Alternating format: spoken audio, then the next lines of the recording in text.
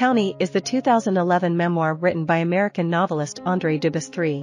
Set in the mill town of Haverhill, Massachusetts during the 1970s, Andre recounts his time growing up and coming of age as the son of acclaimed writer and professor, Andre Dubus II.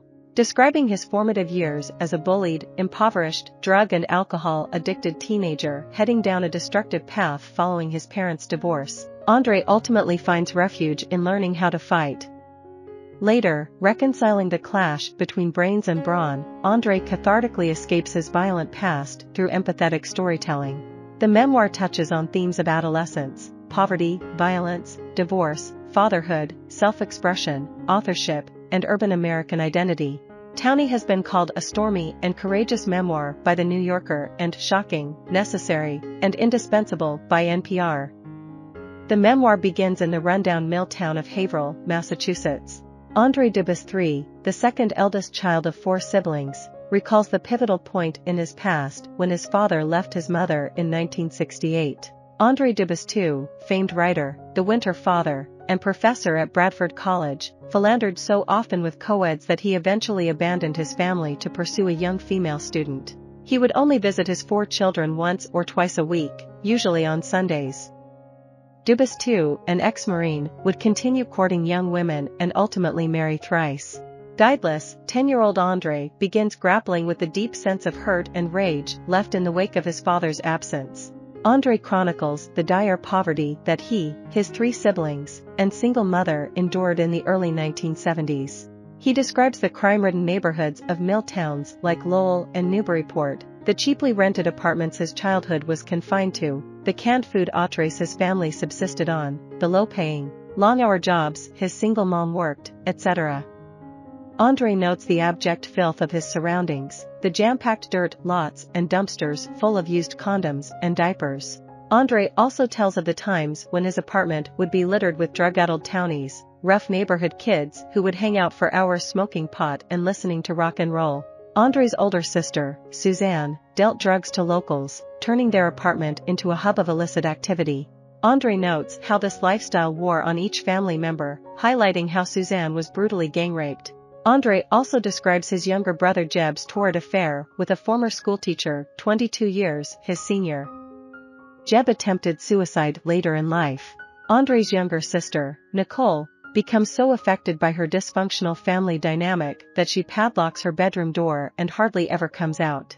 Sick of being bullied, Andre makes the deliberate decision to transform his physique as a means of self-defense. At 16 years old, after his brother Jeb is beaten up by a schoolyard bully, Andre bulks up through weightlifting and charts a new course as a beefed-up brawler. Andre religiously reads Bodybuilder magazine, cuts his diet down to only tuna and eggs, and begins rigorous training methods. He learns how to wrap his own boxing gloves and hit the heavy bag to channel his unbounded rage.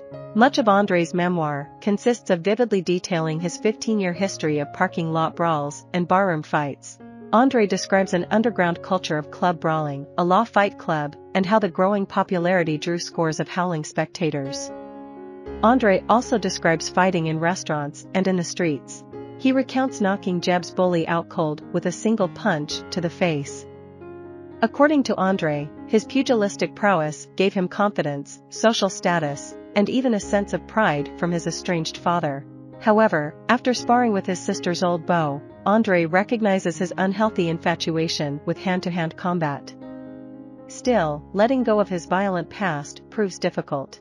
Attending Bradford College, Andre is upset that his father acts more like a friend than a dad, commingling at frat parties and getting drunk. Then, everything changes in 1986. Following a car accident that crushes his father's legs, leaving him confined to a wheelchair for 13 years, Andre begins caretaking Dubus II. A major shift in Andre's life comes when he begins expressing himself through his written words rather than his thrown fists. He trades fighting for writing, reaping rewards just as gratifying. Andre, at first unable to reconcile living in the shadow of his larger-than-life father, seen as just a townie by locals, slowly warms up to his father's company.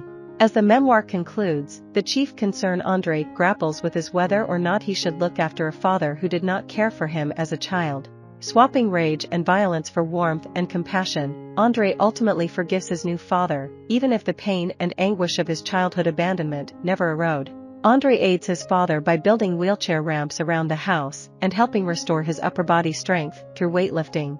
When his father dies in 1999, Andre notes how the death feels similar to when his father abandoned the family 30 years before. Andre cites a famous image from his father's celebrated short story, The Winter Father, in which a little boy grows smaller in the rearview mirror of a car pulling away from him.